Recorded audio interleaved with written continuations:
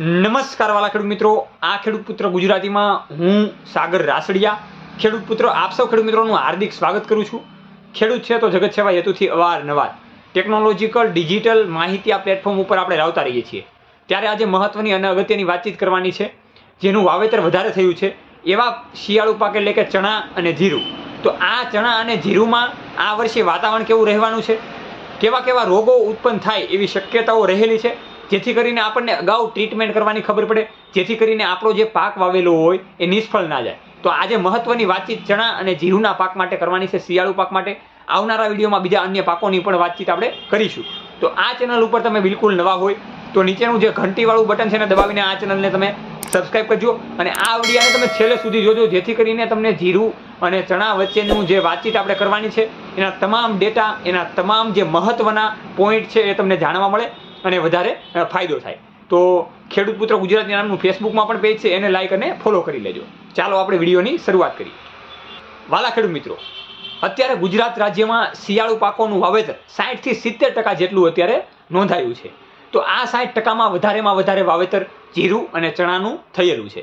ઘણા બધા ખેડૂત મિત્રો એ ધાણા વાવેલા હોય, પછી કોથમી વાવેલી હોય, એ આપણે જે કહીએ લીલી કોથમી વેચવા માટે, પછી ઘણા ખેડૂત મિત્રો લસણ વાવેલું હોય, ઘઉં વાવેલા હોય, આવા બધા પાકો પણ વાવેલા છે। પણ એમાં મહત્વની આજે આપણે બે જ પાક ઉપર વાતચીત કરવી છે, શિયાળુ પાક વિશે, એમાં જીરું અને ચણા। તો આ જીરું અને ચણા જેવા પાકમાં આપણે મેઇન વાતચીત કરીએ તો મારા ખેડૂત મિત્રો ચણાની પહેલા વાતચીત કરીએ તો ચણાનું વાવેતર પણ ખૂબ મોટા પ્રમાણમાં થયું છે। જો શિયાળુ પવન અને શિયાળુ દિશાની તરફ આપણે વાતચીત કરીએ તો ઠંડીનું પ્રમાણ દિવસે ને દિવસે હવે વધવાનું છે, સાથે ભેજવાળું વાતાવરણ અને વાદળછાયું વાતાવરણ રહેવાનું છે, જેના કારણે જે ચણામાં કહીએ એમાં જાંબલી કલરના છોડ અને સુકારા જેવા પ્રશ્નો આપણને બની રહે છે। આ શા માટે? કેમ કે વાદળછાયું વાતાવરણ હોવાના કારણે સૂર્યપ્રકાશ ના મળતો હોય એટલા માટે આ પ્રકારના રોગો આપણને જોવા મળી શકે તેમ છે। હવે આની માટે શું કરવું? આવા રોગો આપણને દેખાય નહીં એની માટે અત્યારથી શું કરવું? તો ખેડૂત મિત્રો, પિયતમાં જ્યારે તમે પિયત આપતા હોય 15-20 દિવસ 22 દિવસે, ત્યારે એ પિયતમાં તમારે સાથે ન્યુટ્રિશન બેઝ ફર્ટિલાઇઝર અથવા તો એ પાવડરનો ઉપયોગ કરવો। એમાં વધારેમાં વધારે પેસ્ટિસાઇડનો ઉપયોગ ના કરવો। જે ઓર્ગેનિક રીતે જે હ્યુમિક અને બીજા જે 17 પ્રકારના 7 પ્રકારના જે તત્વો આવે એનો સમાવેશ કરવો, જેથી કરીને જે જમીન હોય એમાં જે પોષક તત્વો મળવા જોઈએ એ મૂળને આસાનીથી મળી રહે। એટલા માટે મલ્ટીપ્લાયર પણ આવે છે, ઘણા બધા હ્યુમિક એસિડના પ્રકારો પણ આવે છે, એ તમે આસાનીથી વાપરી શકો છો। વાત કરવી છે જીરું માટેની, તો જીરું માટે પણ વાતાવરણ આ વર્ષે બેસ્ટ રહેવાનું છે। એમાં જો વચ્ચે એવો એક સમય આવશે 1 મહિના પછી કે જેમાં વાતાવરણ વધારે ઝાકળવાળું બની શકે, તો જીરુંમાં એ કાળી ચરમી અને બીજા અન્ય ભેજના કારણે રોગો આવી શકે તેમ છે।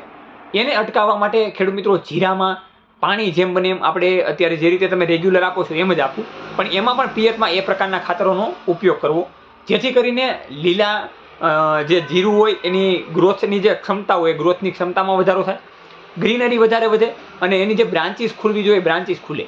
તો ચણા અને જીરુંમાં આ પ્રકારના તમે ન્યુટ્રિશન બેઝ ખાતર આપી શકો છો, ફર્ટિલાઇઝર આપી શકો છો, ઓનલી ફોર ઓર્ગેનિક, પેસ્ટિસાઇડની વાત નથી।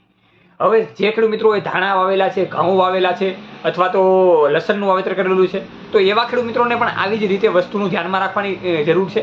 પણ અલગ અલગ પાક પ્રમાણે અલગ અલગ રોગો આવતા હોય છે, કેમ કે જીરામાં સુકારાના પ્રશ્ન વધારે આવતા હોય છે, પછી એમાં કાળી ચરમીના રોગ આવતા હોય છે। ચણાની વાતચીત કરીએ તો ચણામાં જાંબલી કલરનો છોડ થઈ જતો હોય છે, એમાં પણ સુકારા આવતા હોય છે।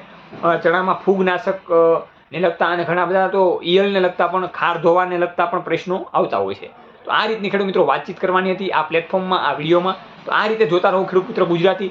મેઇન આ બધાનું ન્યુટ્રિશન ખાતર તમારે વાપરવું હોય તો બેસ્ટમાં બેસ્ટ અત્યારે પ્રોડક્ટ જો કોઈ હાલતી હોય અને ઘણા બધા ખેડૂત મિત્રો વાપરતા હોય તો એ મલ્ટીપ્લાયર છે, એને મંગાવવા માટે પણ તમે નીચેનો કોન્ટેક્ટ કરીને તમે આસાનીથી મંગાવી શકો છો। જોતા રહો ખેડૂત પુત્ર ગુજરાતી, હંમેશા ખેડૂત મિત્રોની સાથે। જય જવાન જય કિસાન, આ બંને છે આપણા દેશની શાન।